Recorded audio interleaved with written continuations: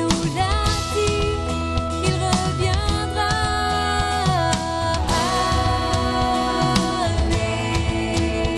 Alléluia. Dit, nous allons aller à la Sainte Seine. Donc, j'aimerais demander à ceux qui sont préposés à la distribution des emblèmes de pouvoir le faire. Et j'espère que vous venez avec vos Bibles. Hein. Depuis janvier, on a pris une décision dans notre Église, c'est qu'on vient à l'Église avec la Bible. Et les premiers textes, nous les lisons dans la Bible, puis par la suite, ça va être mis sur l'écran, bien sûr, mais de reprendre et revenir. Savez-vous qu'est-ce qui faisait, comment que les gens reconnaissaient dans les années 1800 qui étaient les chrétiens et qui faisaient partie d'une organisation chrétienne quelconque? Les chrétiens arrivaient à l'Église toujours avec une Bible à la main. On appelait ça les hommes et les femmes de la Bible. Et ils ouvraient la Bible constamment. Et on a perdu cette habitude. Je sais maintenant, à cause de ce que nous sommes et de l'électronique, il y en a qui ouvrent leur Bible sur leur téléphone. Bon, au moins, ils regardent en même temps quelque part. Mais est-ce qu'on peut ramener la version papier à l'Église, s'il vous plaît? Et je ne suis pas contre les téléphones cellulaires ou les tablettes, mais de se réapproprier le livre. La raison est simple, c'est que quand on lit tout le temps dans l'électronique, on n'a pas cette image d'où se trouve le texte dans la page. Et parfois, vous et moi, on cherche un texte, on ouvre nos Bibles, ceux qui ont lu plusieurs fois leur Bible, et ils vont dire, je sais que c'est dans telle page, côté droite, vers le milieu. On sait que c'est dans Saint-Luc, autour du chapitre 12, puis là, on le trouve facilement. Mais sur un pad, on n'a pas cette façon de faire. Donc, je vous encourage à revenir à la version papier. Au cas où il y aurait un bug informatique, on ne serait plus capable de rien ouvrir, bien, on sait lire, on a nos Bibles, n'est-ce pas? Amen. Bon, il n'y a pas beaucoup d'amen à ça. On est tellement attachés à nos pads électroniques, c'est incroyable.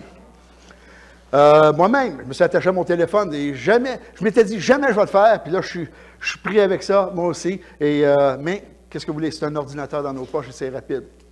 Mais, j'essaie de lire quand même à partir de la parole de Dieu le plus possible. Gloire à Dieu. Pendant qu'ils font la distribution, tournez avec moi dans 1 Corinthiens, chapitre 11, s'il vous plaît. En passant, vous qui n'êtes pas de notre assemblée, vous n'avez pas besoin d'être membre de l'Église locale pour prendre la Sainte Seine. Donc, si vous désirez la prendre, soyez à l'aise de la prendre, parce qu'il n'y a aucun texte dans la parole qui nous oblige d'être membre d'une Église locale ou d'avoir été baptisé pour prendre la Sainte Seine. Ce n'est pas dans la Bible, c'est dans les organisations qui fait que dans les années, on s'est assuré que les chrétiens qui allaient prendre la Sainte étaient les plus saints. Et savez-vous qui est le plus saint? Aucun chrétien qui prend la Sainte Seine, parce qu'on est tous pécheurs, sauvés par grâce. Donc, nous prenons la Sainte Seine en raison que nous sommes pécheurs, pas en raison parce qu'on a fait une bonne vie chrétienne. C'est contraire aux Écritures, et on va le lire ce matin. Donc, 1 Corinthiens, s'il vous plaît, chapitre 11, versets 23 et suivant.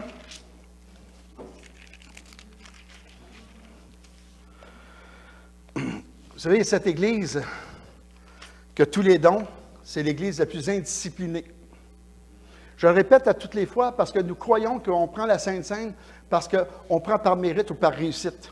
Ici, il est ordonné de prendre la Sainte Seine dans cette Église qui se chicane, qui a un orgueil spirituel surdimensionné. Un qui dit « moi je suis de Paul », l'autre dit « moi je suis de Pierre ». Puis le plus spirituel, il regarde deux autres et dit « moi je suis de Christ ». Mais c'est ça qui se passe dans cette Église. Et ils prenaient la Sainte Seine au début de l'ère chrétienne au travers d'un repas, mais plusieurs arrivaient sous. Plusieurs venaient pour prendre beaucoup de nourriture pour en ramener à la maison. Donc, la Sainte Seine est devenue un désordre. Alors, l'apôtre Paul va commencer à parler de ce désordre au début du chapitre pour en amener une position que les églises ont prise par la suite, de se retirer du repas fraternel, prendre un temps part pour prendre la Sainte Seine, pour honorer ce que nous prenons comme emblème. Donc, certaines personnes insistent pour dire qu'il faut le prendre absolument d'un repas, mais au travers d'un repas, d'un Corinthiens 11, il est clair que ça n'atteignait pas le but désiré. Donc, nous allons lire le texte maintenant, chapitre 11, verset 23 et suivant. L'apôtre Paul va dire « Car j'ai reçu du Seigneur ce que je vous ai enseigné, c'est que le Seigneur Jésus, dans la nuit, fut livré, prit du pain. Et après avoir rendu grâce, le rompit et dit « Ceci est mon corps qui est rompu pour vous, faites ceci en mémoire de moi. » Vous savez que l'apôtre Paul n'a jamais mangé avec Jésus. Il rappelle les paroles de Jésus. Et comment peut-il rapporter les paroles de Jésus, sinon que les apôtres ont parlé de la Sainte Seine? Et dans la Sainte Seine, c'était un rapport de repas juif que Jésus prend la dernière coupe, la 4e coupe qui était donnée pour le prophète Élie, parce qu'il croyait que le prophète Élie allait revenir. Et Jésus transforme ça. Ce n'est plus la coupe du prophète Élie, mais c'est le repas du Seigneur pour nous rappeler. Et c'est pour ça qu'il dit « rappelez-vous ». Faites ceci en mémoire de moi. Le mot « mémoire » en grec et en latin, c'est carrément, si vous avez vos téléphones, vous prenez des fois des petits vidéos. Moi, ma fille m'envoie plein de petites vidéos de Marguerite, là. Puis moi, je suis complètement gaga de ça, là. Mais gaga, là. Plus qu'elle envoie, plus que j'ai du fun. Mais ce n'est pas une photo. Ça nous montre ce qu'elle a fait, puis c'est comme vivant encore aujourd'hui, même si elle l'a fait de 2-3 jours. Le mot « mémoire » ici, ce n'est pas statique comme une photo, c'est un rappel vivant de l'œuvre du Calvaire. Donc, se remémorer de façon comme si c'était fait aujourd'hui, que Jésus a été crucifié pour nous aujourd'hui. Et ce qu'il fera, il fera pour nous aujourd'hui encore. Mais ça n'existe pas en français. Même si je le rappelle, le plus bel exemple que j'ai, c'est mon téléphone avec Marguerite qui bouge, qui fait des sourires. Même si ça fait 3 semaines que je regarde ça, c'est comme si je l'avais aujourd'hui. Je ne sais pas si vous vivez ce phénomène-là, mais essayez-le, c'est spécial. De même, après avoir soupé, il prit la coupe et dit, « Cette coupe est la nouvelle alliance en mon sang. Faites ceci en mémoire de moi toutes les fois que vous en boirez. Car toutes les fois que vous mangez ce pain, que vous buvez cette coupe, vous annoncez la mort du Seigneur jusqu'à ce qu'il vienne. » Un geste prophétique. Nous annonçons le retour de Christ. Plusieurs églises du christianisme ne croient pas au retour physique de Jésus-Christ. Pourtant, ils prennent la Sainte Seine. Si tu ne crois pas au retour physique de Jésus-Christ, ne prends pas la Sainte Seine ce matin. Parce que tu prendrais quelque chose que tu ne crois pas. La Sainte Seine annonce le retour de Christ. Et nous croyons au retour physique de Jésus-Christ, n'est-ce pas? Pour régner dans le millénium. L'enlèvement d'Église, ce n'est pas le retour de Jésus. Hein? Il y a un mélange ici dans les internets. Hein? C'est que le retour puis l'enlèvement, c'est le retour aussi. Non, c'est le retour dans les airs, pas sur terre. Le retour sur terre, c'est ce qui est annoncé ici dans le texte. Donc, c'est pourquoi celui qui mangera le pain, boira la coupe du Seigneur indignement, sera coupable envers le corps et le sang du Seigneur. Indignement, ça veut dire quoi? De ne pas reconnaître ce que tu es prêt à faire avec les emblèmes. Si nous croyons qu'on peut être sauvés par nos œuvres, on ne prend pas la Sainte Seine. Parce que la Sainte Seine témoigne que c'est par Jésus seul que nous sommes sauvés, par son œuvre au Calvaire. Mais c'est en mémoire de moi. Donc, ce n'est pas en mémoire de ce que j'ai fait dans le mois passé pour la réussite, pour prendre la Sainte Seine. Parce que je peux vous dire que certainement, si je prenais ça dans le mérite de moi-même, Francine pourrait se lever et dire « Je regrette, mon mari, tu ne peux pas prendre la Sainte ce mois-ci. » Et elle aurait raison. Parce qu'un homme peut dire à sa femme « Je mérite de prendre la Sainte Seine à tout ce que moi j'étais un bon mari dans le mois passé à son épouse. » Tous les hommes vont dire « Oui, mais moi j'interroge les femmes. » Répondez pas, s'il vous plaît. Que chacun donc s'éprouve soi-même, et s'il mange le pain, boit la coupe. Car celui qui mange et boit, sans discerner le corps du Seigneur, mange et boit un jugement contre lui-même. Pour ça, je dis, si tu ne crois pas au retour de Jésus, prends pas la Sainte Seine. Parce que tu manges et bois un jugement contre toi-même en prenant la Sainte Seine. Parce que ça annonce la véracité de la crucifixion, du sang pour la rédemption, de la résurrection et du retour physique. C'est dans tout le texte ici. C'est que si on n'y croit pas, je vous encourage à ne pas le prendre. Si on y croit, bien, c'est une action de grâce en passant. Hein? Le mot ici, Sainte Seine, c'est Eucharistia. Eucharistie en français. On n'a pas de ce mot-là, les évangéliques, mais c'est le texte qui est en grec. Eucharistie veut dire action de grâce. Donc, nous allons prendre la Seine en action de grâce ce matin. On va prendre un petit peu plus de temps. Donc, j'aimerais que des gens témoignent. Ce que Dieu a fait de bon dans le mois passé avant de prendre la Seine. Petit court témoignage. Allez-y, on vous écoute. Wow, pas habitué de prendre un rang de témoignage à la Sainte-Seine, hein? Voulez-vous que je commence? Oui. Amen.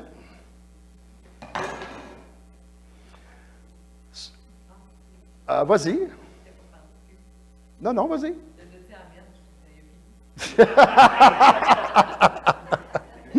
Wow, ici, on aime le pasteur. Quand il dit Amen, on sait qu'il ne parle plus. Vas-y. Vas-y.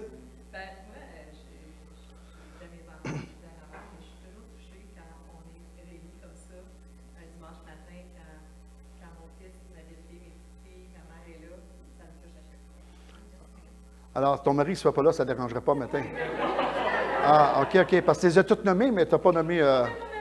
OK. Ouf, j'ai eu peur. J'ai eu peur. Ah. Parce qu'on est toujours ensemble, on forme un. Fait que si moi je suis là, lui il est là. Ah, OK. C'est pour ça, moi, je ne prends pas Francine pour acquis. C'est pour ça que je la taquine, faire sûr qu'elle est là. Amen. D'autres témoignages que Dieu a fait de bon. Soyez pas gênés. Même si vous me visitez pour la première fois, vous savez ce que Dieu a fait de bon dans le mois. Et on cherche le gros miracle, sinon on ne témoigne pas. Oui, Micheline. Oui, j'ai protégé mon mari lors de son opération, tout a bien réussi. Amen. Bon, on l'entend chanter aujourd'hui. Hein? C'était un risque de perdre des cordes vocales. Amen. D'autres témoignages? Ben moi, c'est pas le dernier mois, mais vous savez, l'Église, j'avais de la difficulté avec le fédéral dans les pensions. Et en fin de compte, c'est une partie de réglée. Amen. Ça fait une couple de mois maintenant, là.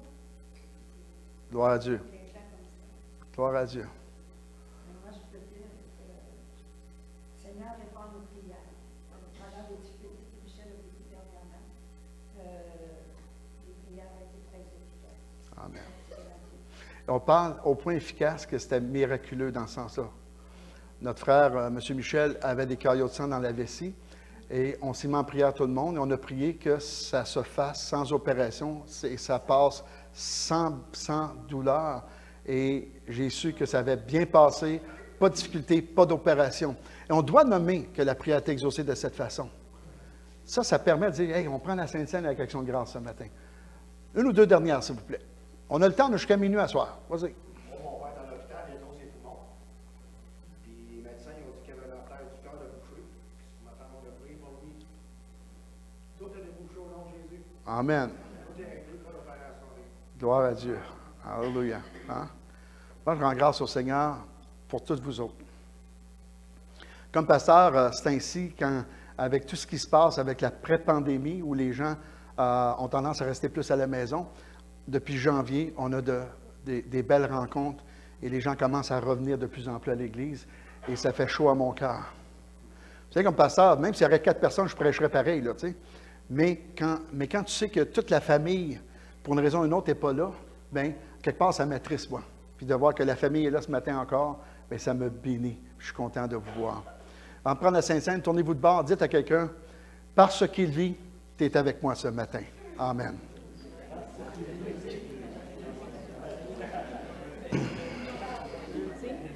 Autant possible, s'il vous plaît, parce que...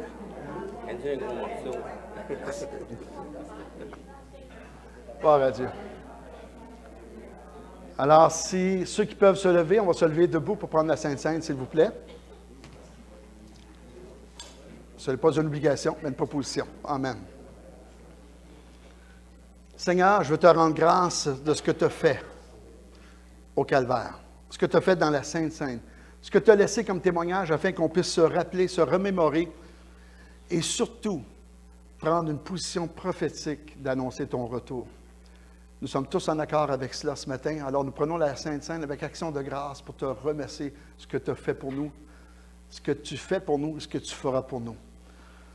On veut se rappeler que tu as été brisé à cause de nous. Et on veut toujours se rappeler que tu as tellement aimé l'humanité que tu t'es laissé briser pour nous sauver. Et ce morceau de pain nous ramène à la bonne place. Pour nous, tu es mort. Prenons-le ensemble.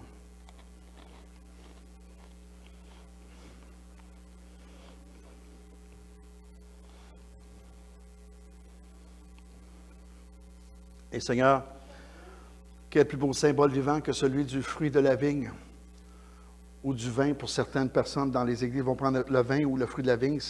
C'est la représentation de la couleur qui est celui du sang. Sans effusion de sang, il n'y a pas de pardon, dit la parole. Et tu pardonnes parce que tu as versé ton sang. Et lorsque tu es retourné vers ton Père, le jour de ta résurrection, tu as été présenté ton sang comme le souverain sacrificateur dans l'Ancien Testament que nous lisons dans le livre aux Hébreux. Et tu es ressorti du ciel pour nous montrer que ton sang avait été agréé. Quel bonheur de savoir que tu es agréé à 100% de ton Père pour la rédemption et que ce sang représente notre rédemption personnelle. Merci Seigneur, prenons-le ensemble.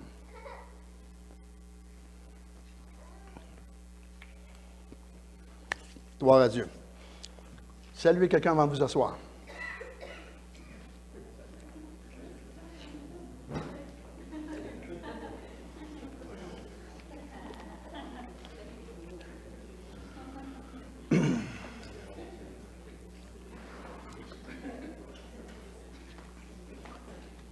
Gloire à Dieu. Alléluia.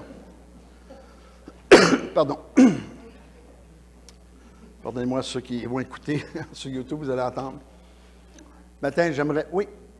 Je voulais témoigner la grâce de Dieu.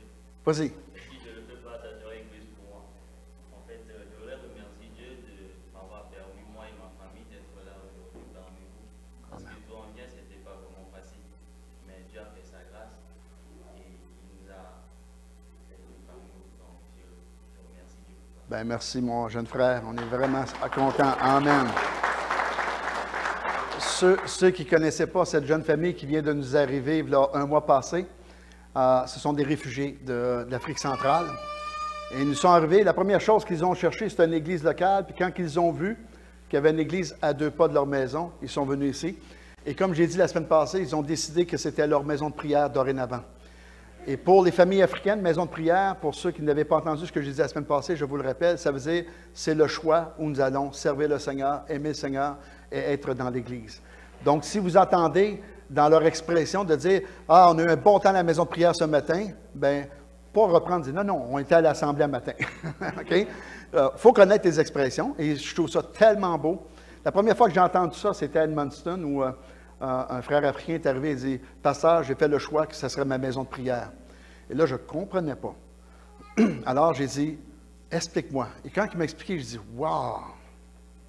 L'Église est riche d'expressions dans ce monde. Et on peut apprendre des uns des autres. Gloire à Dieu! Amen. On va pencher nos têtes. Seigneur, peux-tu bénir ce temps du message de ce matin sur le thème annuel? Et je te prie d'ouvrir nos cœurs à ta parole, d'ouvrir nos cœurs à ta présence, d'ouvrir nos cœurs à faire le ménage que nous avons besoin de faire et porter les vêtements que tu nous demandes de porter dans ce monde, pas juste à l'Église.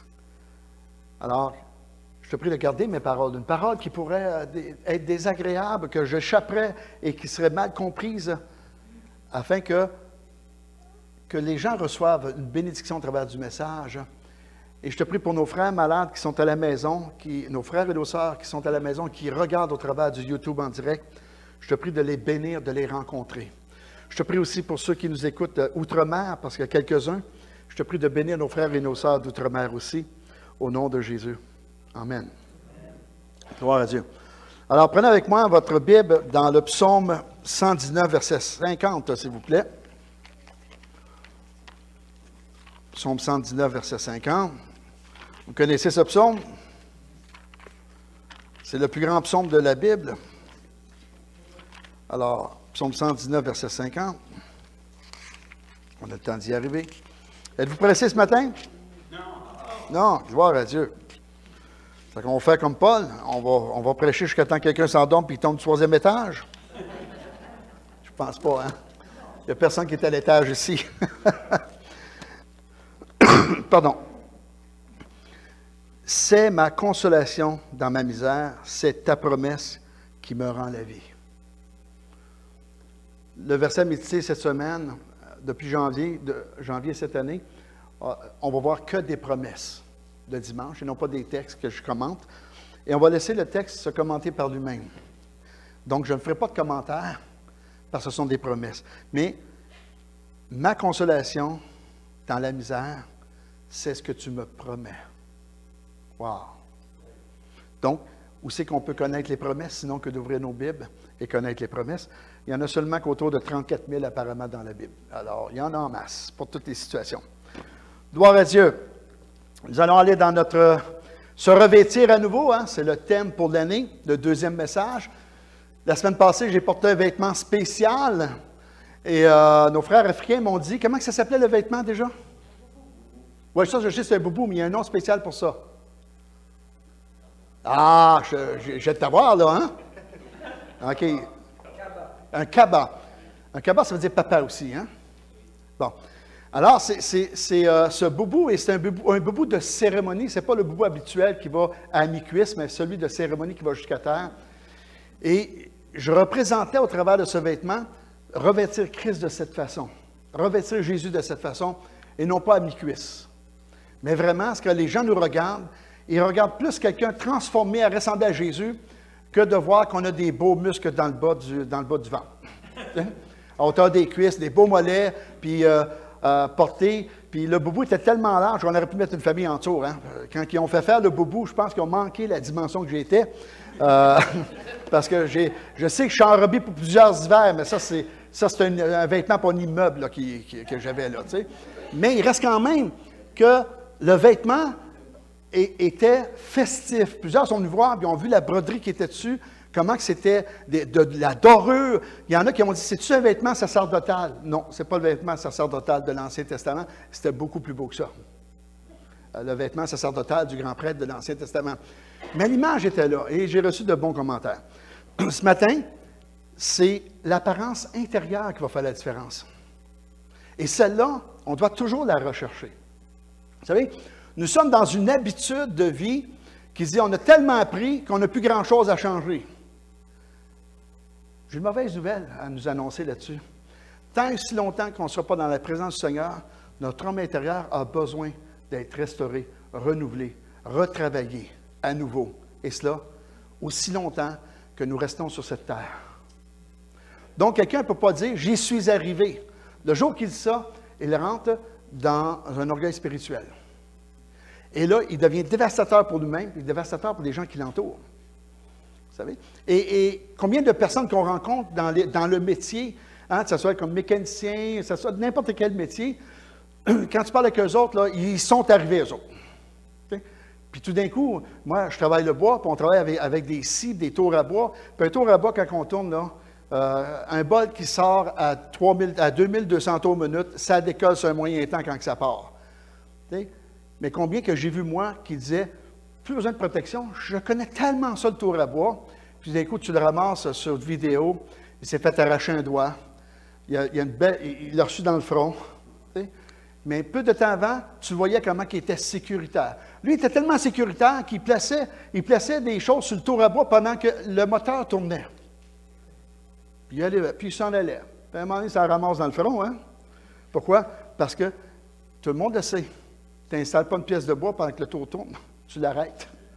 Mais il y en a qui deviennent tellement habitués. C'est comme l'électricien qui, lui, check l'électricité avec ses doigts. Il n'y a pas de danger. Bien, il en meurt à chaque année des gars comme ça, qui testent l'électricité avec le doigt. Parce qu'il y a une journée de trop qui va le tester. Il y a plein d'affaires comme ça qui fait que, vous savez, je suis un ancien cuisinier, on vient tellement dur à nos mains que j'ai déjà tourné des assiettes de pizza d'un four à pizza à 650 degrés pour les flipper de bord. Puis on fait tout ça quelque part parce qu'on ne trouve pas la pelle pour aller chercher. Bien, on se brûle tout le temps. Combien de fois j'ai sorti du four des pâtés à viande, puis je ne trouvais pas imitant, je le prends, je sortis du four, je le swing, puis je le mets sur le four. Okay? Mais il m'arrive de me brûler. 8 fois sur 10, je ne me brûle pas, mais 2 fois sur 10, je me brûle. Il y a une technique de pouvoir prendre sans se brûler. Mais quand tu es confiant, tu ne fais pas attention, tu te brûles. Devenons pas confiants spirituellement dans nos vies, parce qu'on va se brûler, puis on va brûler les gens qui nous entourent. Donc, le vêtement, c'est celui de l'apparence intérieure qu'on doit avoir. Dis, ça part mal, le pasteur, ça a de l'air sévère ton message à matin. J'ai toujours de l'air sévère, puis au bout de la ligne, les gens me disent, bah, c'est pas sévère, ton affaire, pasteur. Pourquoi? Mais j'aime dire des vraies choses, parler un vrai langage qui est accessible pour emmener la consolation que procurent les Écritures au travers de ça. Ça va jusqu'à là? Oui. Amen. Alors, il est difficile de revêtir Christ, comme je disais, hein? C'est l'intérieur qui va faire. Donc, mais on a la chose la plus extraordinaire, c'est l'amour que nous avons les uns pour les autres qui démontre notre homme intérieur. L'amour pour les uns, les chrétiens, les autres, les non-croyants, les non-chrétiens, les athées, tout ce qui n'est pas chrétien, on doit avoir de l'amour pour eux quand même. Ah, tu es d'accord toi avec ça, hein? Il y a une personne qui est d'accord. On doit développer de l'amour pour tous. Aimer quelqu'un, ça ne veut pas dire approuver sa façon de vivre. C'est deux choses différentes. Puis on a l'impression que si on aime les gens tels qu'ils sont, on approuve leur façon de faire. Non. Quand tu approuves la façon de faire, tu te mets à vivre comme eux autres. Mais quand tu les aimes pour ce qu'ils sont, bien, tu vas les aider quand ils sont dans le besoin. Tu vas t'en rendre compte et tu vas être quelqu'un qui va produire le fruit de l'esprit, mais pour l'autre. Parce que savez-vous quoi? Le pommier ne peut jamais goûter ses pommes pour dire « Ah, sont bonnes tes pommes, mon René, à matin. » C'est les autres qui reconnaissent le fruit de l'esprit en nous, pas nous. On n'aura pas dire que j'ai un beau fruit de l'esprit. C'est les autres qui vont dire si c'est vrai ou pas. Pas moi. Impossible de goûter mon fruit. Et ça, c'est l'intérieur qui va le produire, qui va aller sur les autres. Il nous a été donné afin de donner et d'offrir. Jean chapitre 13, verset 35. « À ceci, tous connaîtront que vous êtes mes disciples si vous avez de l'amour les uns pour les autres. » Si vous avez. Ici, le « si » laisse sous-entendre qu'il est possible de manquer d'amour. Parce que sinon, le verset ne serait pas écrit avec un « si ». Une possibilité d'erreur. Parce que ça dirait, vous avez tellement d'amour, donnez-le aux uns aux autres. Non. Il dit, vous allez être mes disciples. Et disciples, c'est avoir une discipline. T'es-tu à prendre une photo de moi? Ah, merci. Français, il m'a dit que j'étais beau. Retiens ça. Ici, tu sais, le C là, on doit être disciple. Disciple, ça veut dire avoir la discipline de Christ. Pas la discipline que j'aime en Christ. Je vais faire mes choix de des changements que je veux avoir, mais des changements que je ne veux pas, je ne les prendrai pas. La discipline de Christ, il veut que toute ma vie lui ressemble à sa façon d'aimer, de donner, d'offrir, de pardonner et d'agir. Donc, notre modèle est Jésus. Saint Paul dirait aussi, ça fait longtemps que je n'ai pas dit ça, Saint Paul, je ne sais pas pourquoi que ça part le matin, mais Paul dira ceci, « Soyez mes imitateurs comme moi-même je le suis de Christ », puis il fait ça en 3 occasions dans la Bible. Donc, c'est quand même pas rien de imitateur, là, c'est mimintes en grec. Mimintes, ça veut dire vraiment un singe qui va imiter son maître. Un singe qui fume, naturellement, un singe ne s'achètera pas un paquet de cigarettes. Mais pour le cirque, on lui a montré à fumer.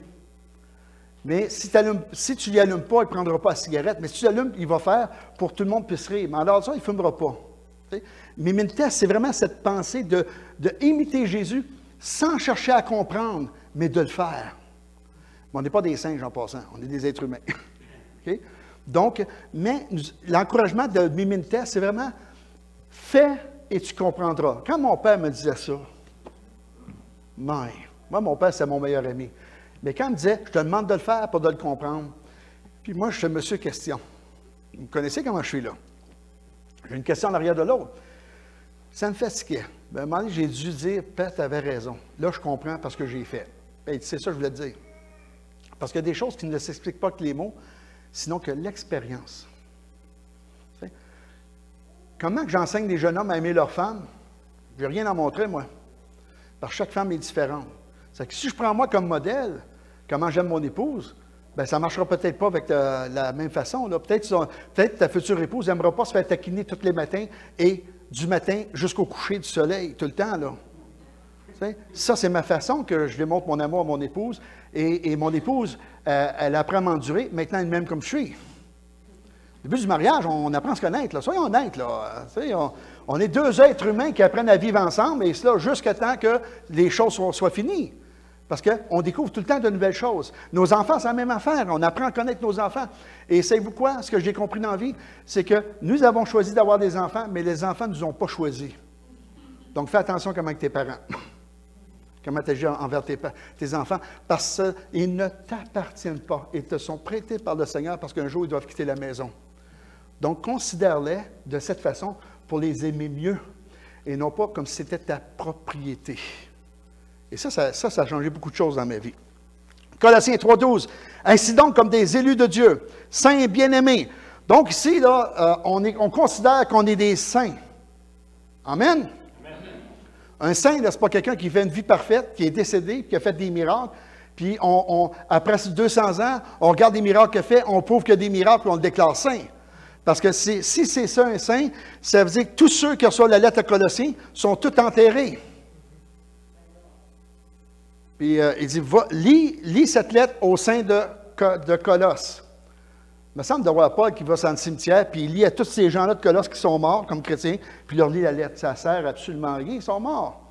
Donc, saints, ça veut dire ceux qui sont à part par le Seigneur, et c'est tous nous autres. On a toutes des choses à changer, mais nous sommes tous saints à cause de Jésus, à cause qu'il nous a sanctifiés. Revêtez-vous d'entrailles de miséricorde. Wow!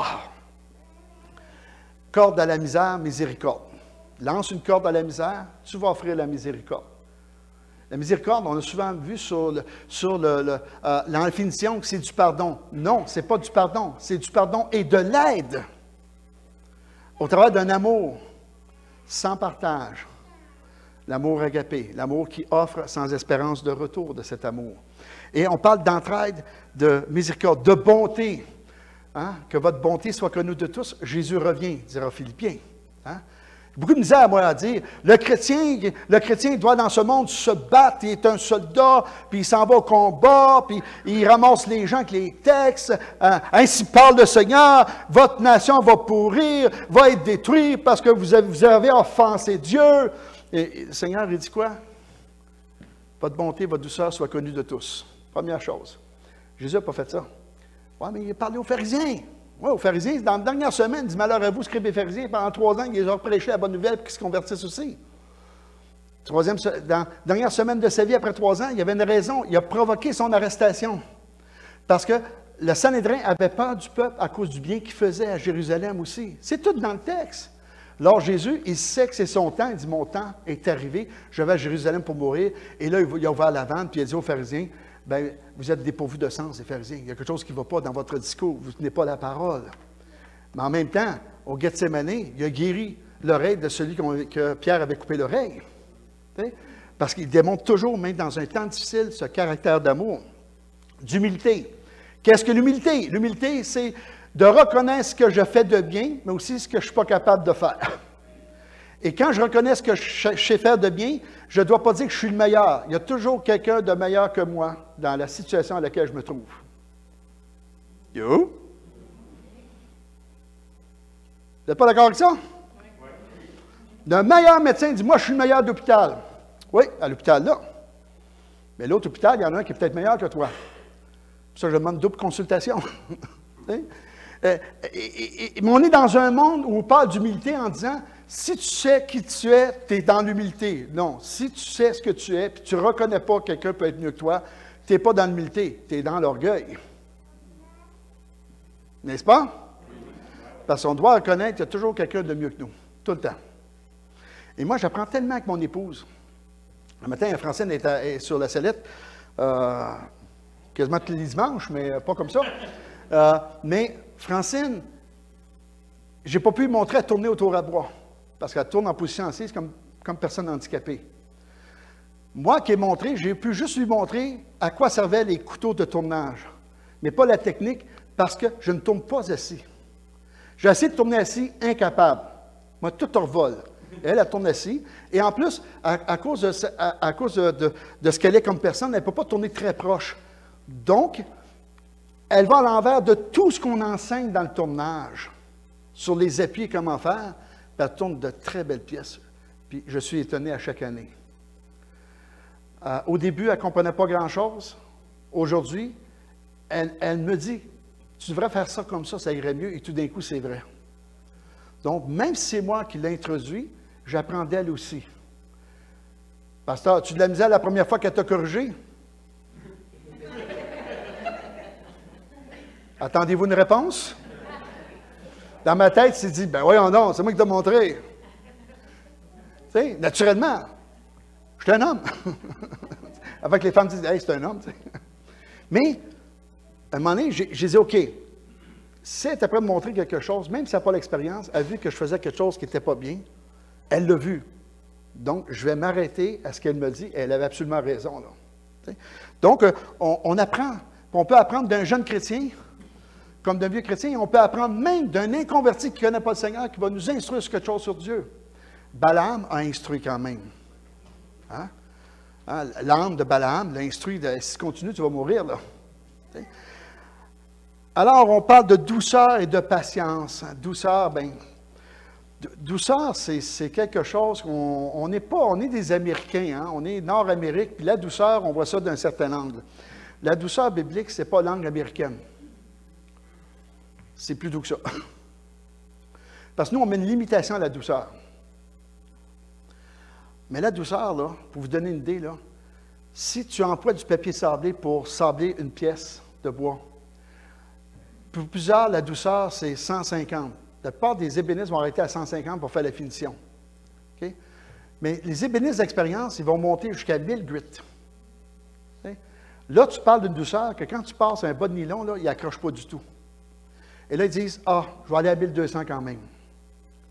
Ce qui fait, c'est que la pièce a besoin de moins de finition au bout de la ligne, puis elle dure plus longtemps sans besoin d'être refaite. Parce que dès la base, l'ébéniste d'expérience va dire, c'est pas vrai qu'à 150, c'est assez. On va monter. Parce que je sais quelle finition je vais mettre dessus. Donc, là, on doit appliquer de la douceur qui nous entoure, que les gens ont besoin. Moi, vous savez, mes enfants, que lorsque je les vois, on a 3 rituels de hug, d'accolade. Okay? Ça fait longtemps, c'est pas l'anglais qui est sorti non plus, mais je ne suis pas bilingue. Et j'ai Nathan, mon garçon, lui, il aime que je le serre, mais jusqu'à temps qu'on entend ce craquer là. Fait que crunch! Si je ne le fais pas, il dit, t'as pas assez serré. François, qui est 6 pieds 1, Nathan a ma grandeur, mais François, mon deuxième, lui, il m'entoure de ses bras, il m'enveloppe. Et là, c'est une séance de claques dans le dos. Toc, toc, toc, toc, toc, toc, toc. Puis quand c'est pas assez fort, du plus fort. Claudia, elle, on se voit, on se fait la bise sur les joues, on se cogne le front, puis on fait. Si je ne fais pas ça, elle dit, hey, tu ne m'as pas salué encore. Chaque enfant a besoin d'une douceur qu'on a développée ensemble, qui ont ce besoin de cette douceur. Pour d'autres, une claque dans le dos, ça ne marche pas, là. Bien, je ne décroche pas les poumons non plus, là. Mais c'est pour vous dire que, appliquons la douceur de Christ aux proportions que les gens peuvent la recevoir. Parce qu'il y a des gens qui n'aiment pas être pris avec douceur. Ils n'aiment pas ça. C'est que ces gens-là offrent la douceur, mais trouvent le moyen, l'angle par lequel la douceur de Christ va toucher cette personne. Et on porte le vêtement de Christ dans ce sens. Donc, pour des gens, des bas de laine, c'est doux, pour d'autres, ça pique. Des chandails de laine, la même affaire. C'est que, douceur et douceur, c'est comme ma barbe. Ma barbe n'est pas douce. Ma barbe, c'est du papier sablé. C'est une laine d'acier. Mon beau-père avait une barbe qui se peignait comme un Père Noël.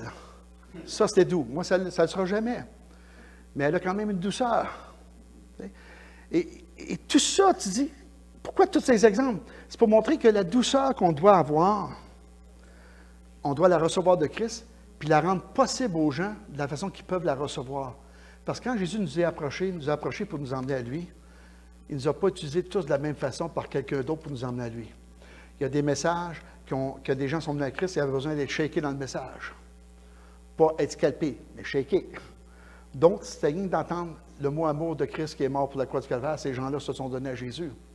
Mais le message de douceur les a emmenés quand même quand il était approprié aux besoins. Donc, ayons ces choses-là.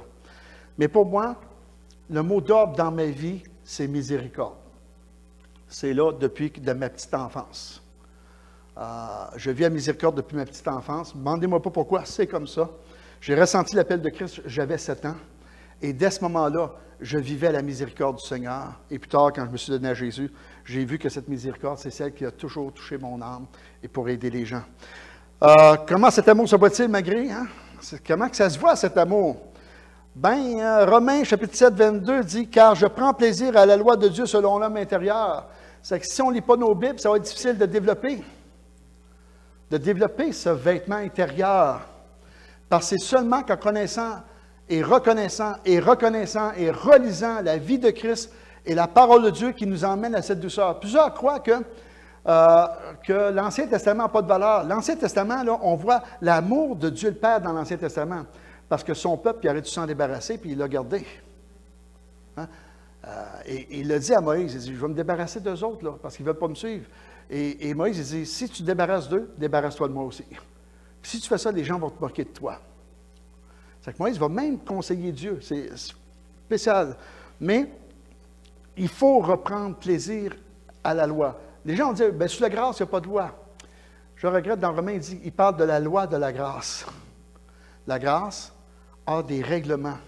Et les règlements partent du cœur de Jésus, du cœur du Père et sa façon d'agir qui nous est démontrée et le mettre en pratique. 2 Corinthiens, chapitre 4, verset 16. C'est pourquoi nous ne perdons pas courage et lorsque même notre homme extérieur se détruit, notre homme intérieur se renouvelle de jour en jour. Et là, j'en appelle à ceux qui ont des têtes grises, des barbes grises. Nos corps ne se renouvellent pas comme on aimerait.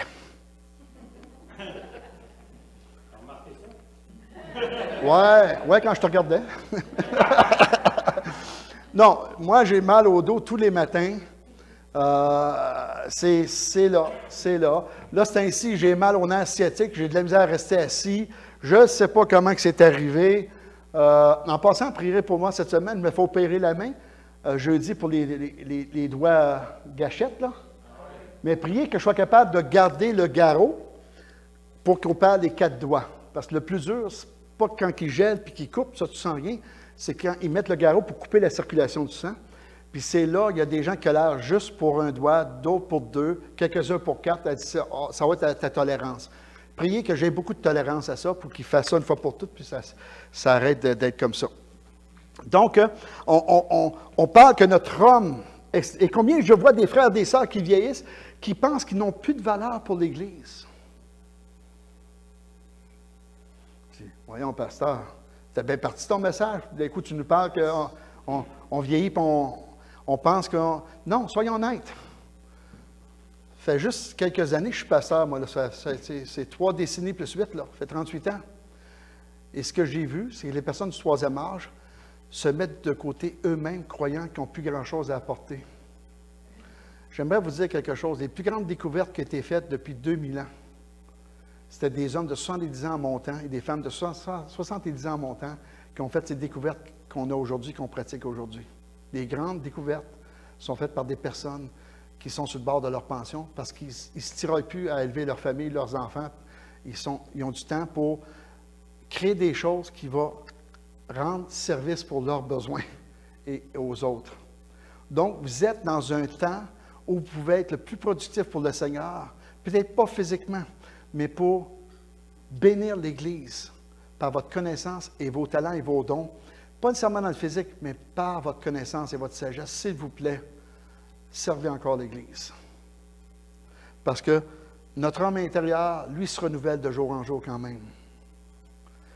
Quand mon grand-père Bouchard arrivait en ville, on voyait une fois par année, parce que mon père était chauffeur d'autobus, puis prendre la route pour descendre à Notre-Dame-du-Lac, dans le bas du fleuve, puis on était à Longueuil. Puis vu qu'on était 5 enfants, mais 5 enfants turbulents dans la voiture, là, c'était pas pour nous. On n'a jamais été reposés à la maison chez nous, les 5 enfants. On n'avait pas de gardienne, parce que dès la première journée, on les épuisait, puis partait en pleurant, nous autres, on riait là. On était comme ça quand on était jeunes. C'est que là, quand grand-père Bouchard arrivait en ville, là, bien, j'allais plus voir mes amis. Et ça a été jusqu'à l'âge de 14 ans. Il est décédé après. Je cancellais mes amis.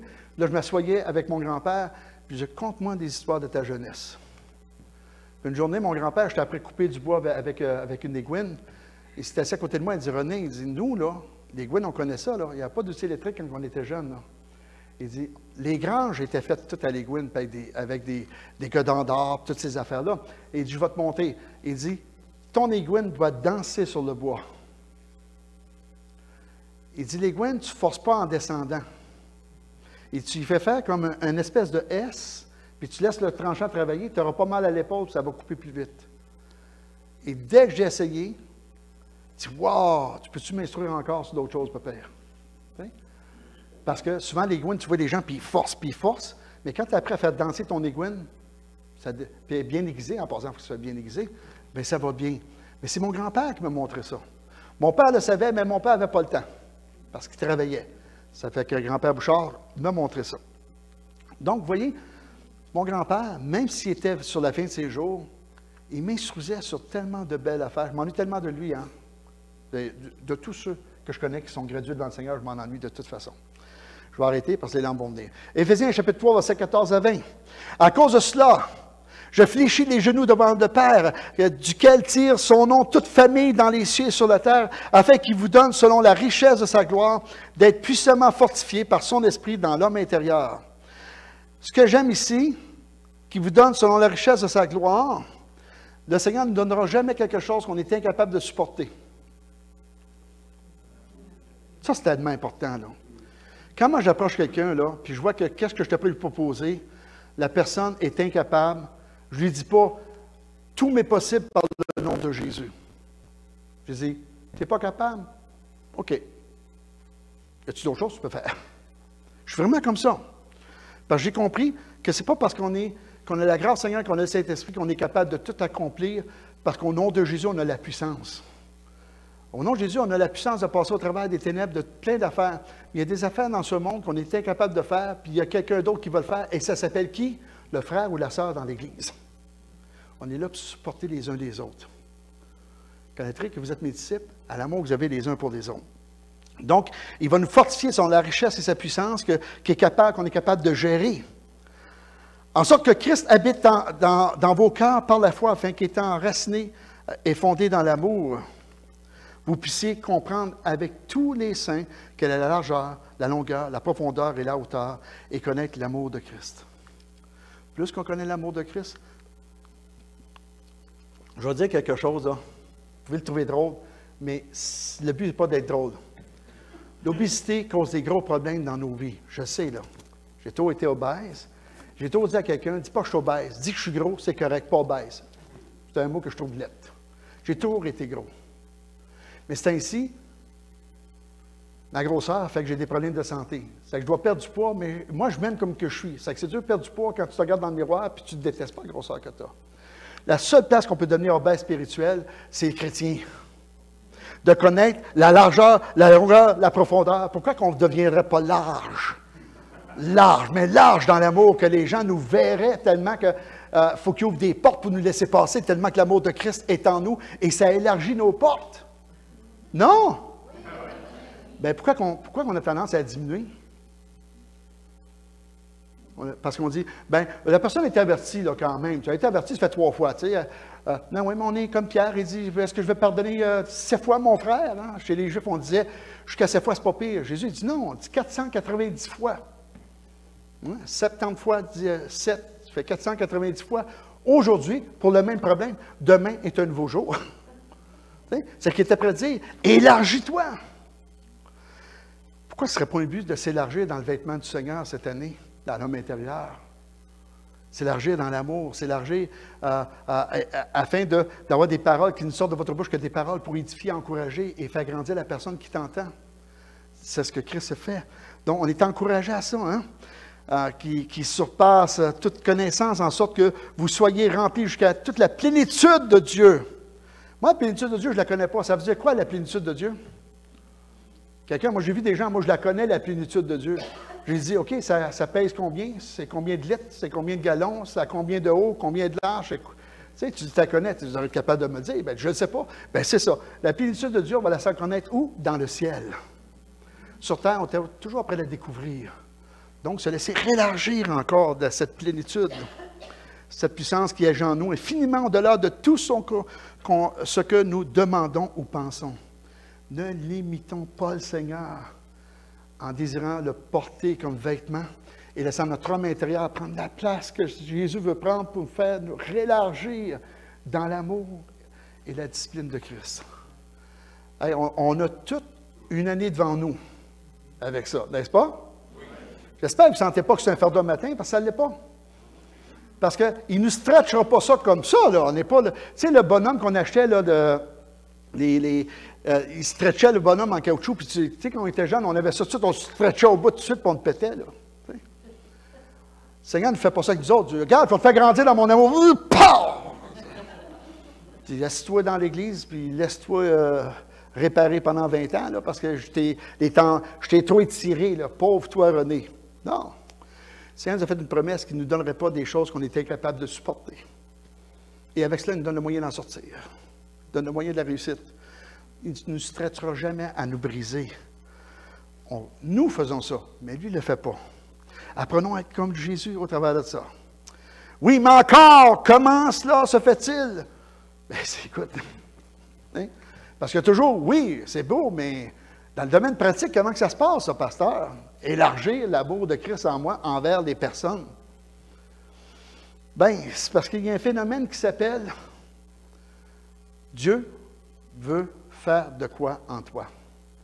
Et la seule façon qu'il y arrive, c'est par ceci, le pardon. Ça commence par le pardon. Matthieu chapitre 6, versets 14 et 15. « Si vous pardonnez aux hommes leur offense, votre Père céleste vous pardonnera aussi. Mais si vous ne pardonnez pas aux hommes, votre Père ne vous pardonnera pas non plus. » Hey, ça, c'est dur, là. C'est une des paroles dures, ici. Mais je sais ici qu'on veut chercher le pardon. C'est que la deuxième partie, qui est un avertissement, je connais très peu de chrétiens qui disent, moi, je ne pardonnerai pas.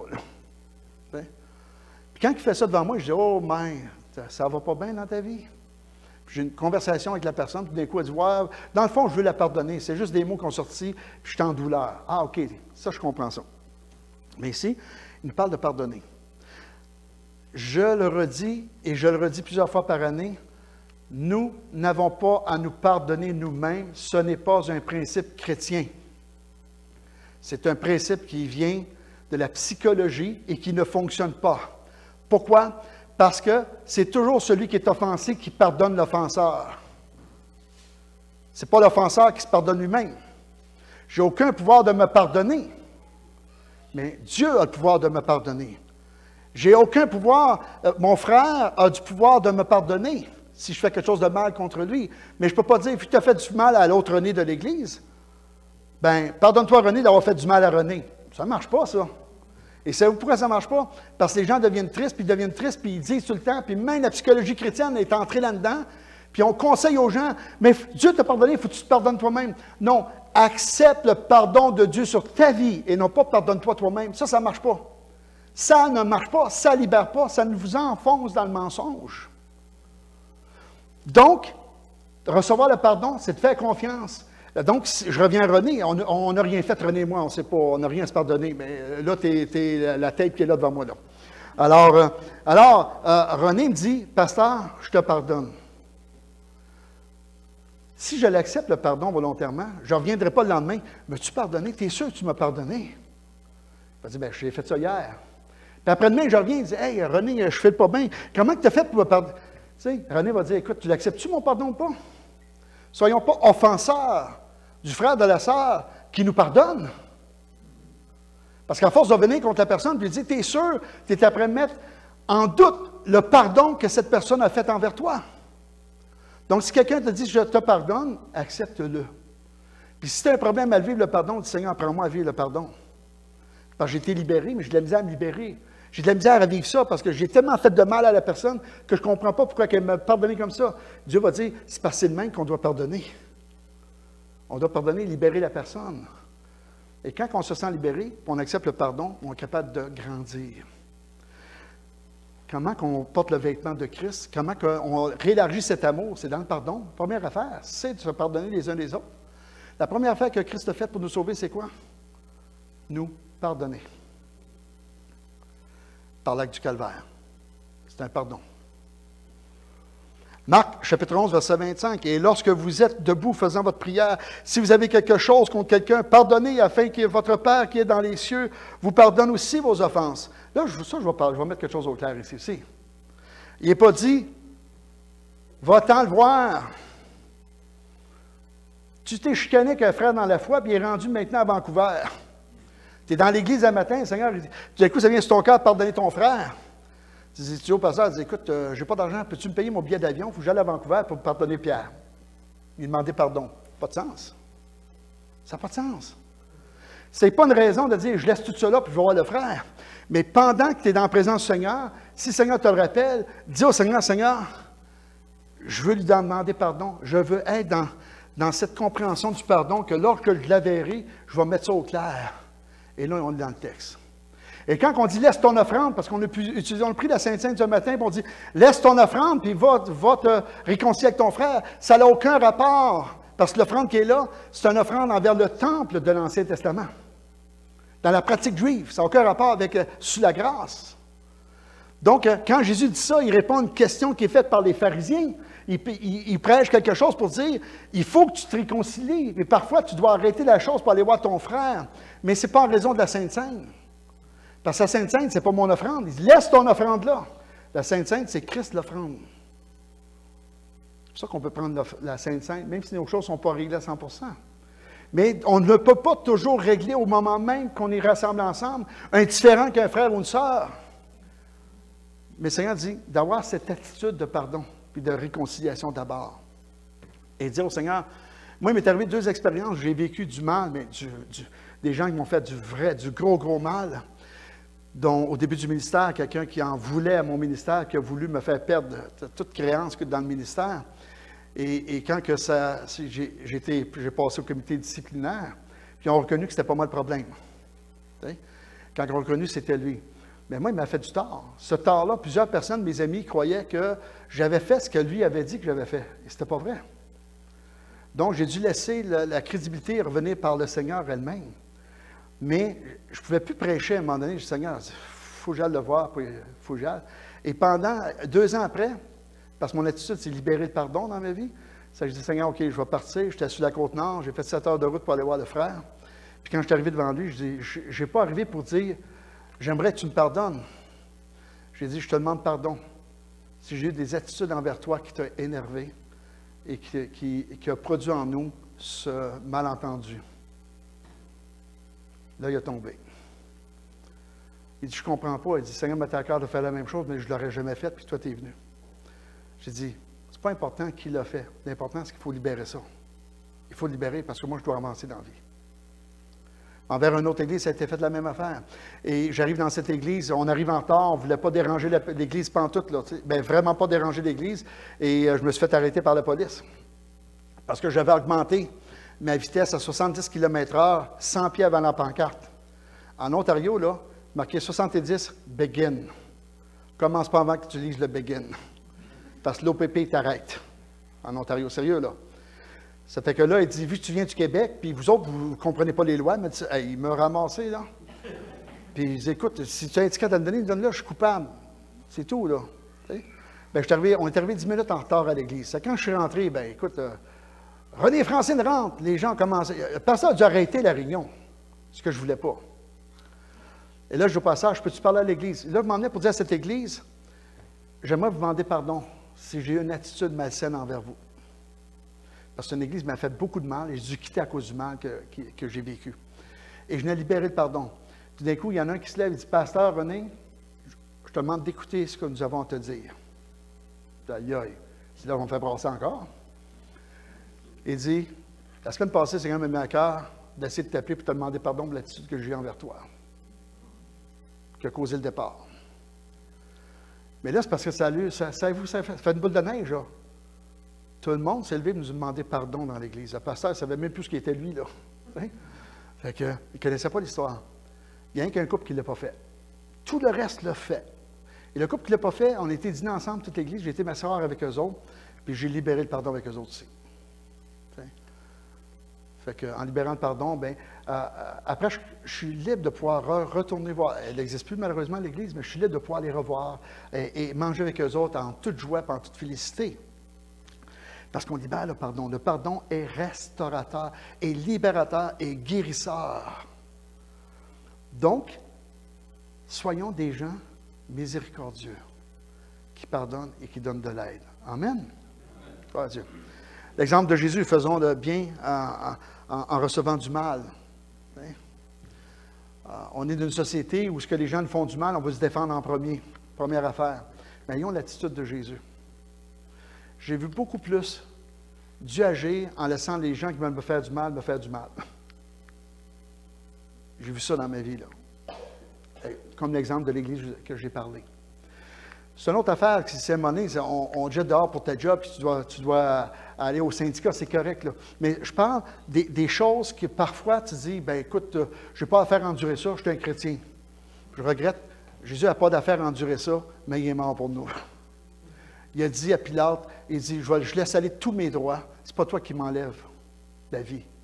C'est que j'ai cédé mon droit à mon Père. Et Dieu va me justifier. La parole de Dieu nous enseigne de laisser ça entre les mains du Seigneur, parce que c'est lui qui va corriger la chose. Donc, souvent, on va trop vite pour essayer de la corriger.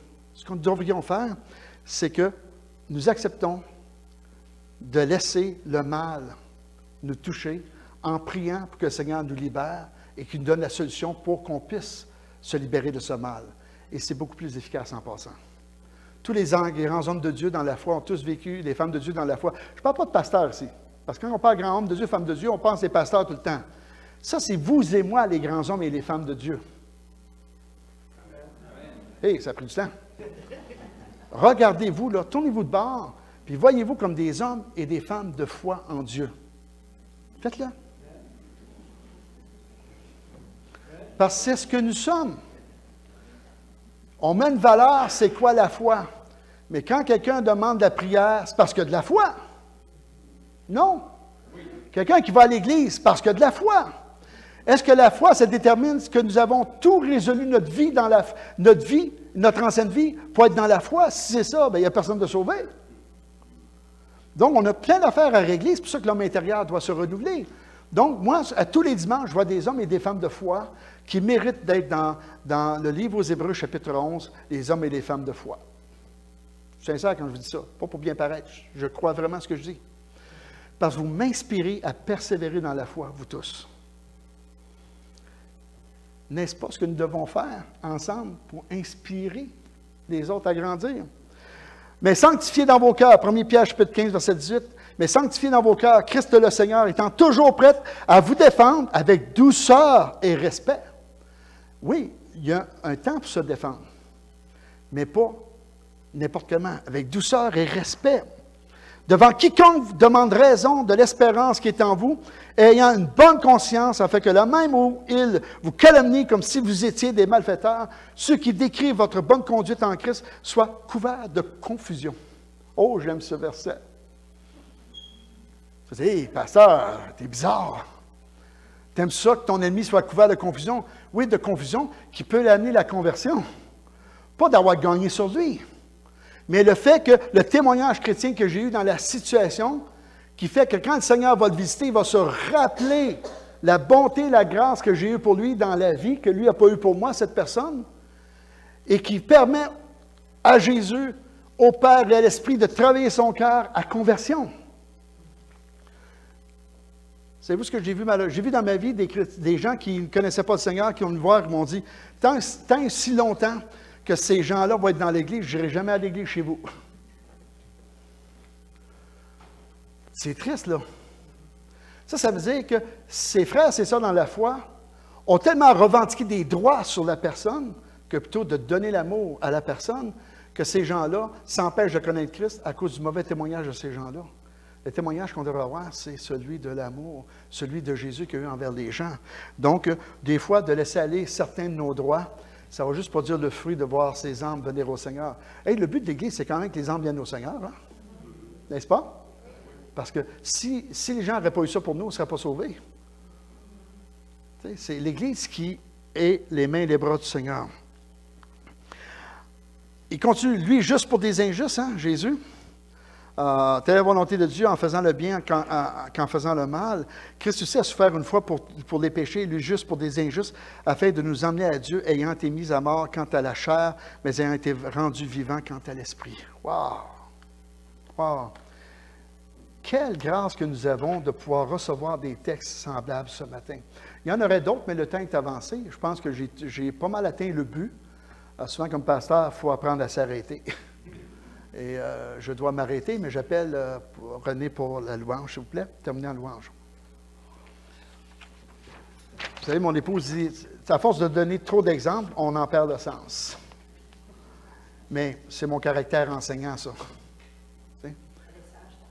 Elle est sage, Francine? Oui. Merci de me le dire.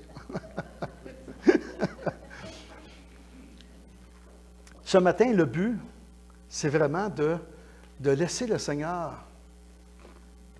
agrandir notre espace intérieur par son Saint-Esprit, par ses Écritures, mais que cet espace doit devenir démonstratif. Nous devons donner. Nous n'avons pas reçu pour garder, nous avons reçu pour donner aussi. Et la chose que les gens vont voir, c'est cet amour, et cet amour débute par le pardon. Cet amour ne peut grandir que par la lecture de la parole. Cet amour ne peut que devenir plus large en nous que par la mise en pratique de cette parole.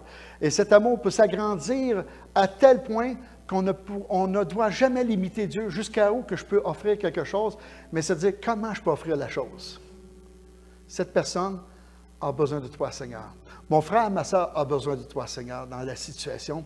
Et fait que je sois un instrument de bénédiction, d'amour, de grâce pour la personne. Wow! Penchons nos têtes. Seigneur, touche nos cœurs par ce message ce matin.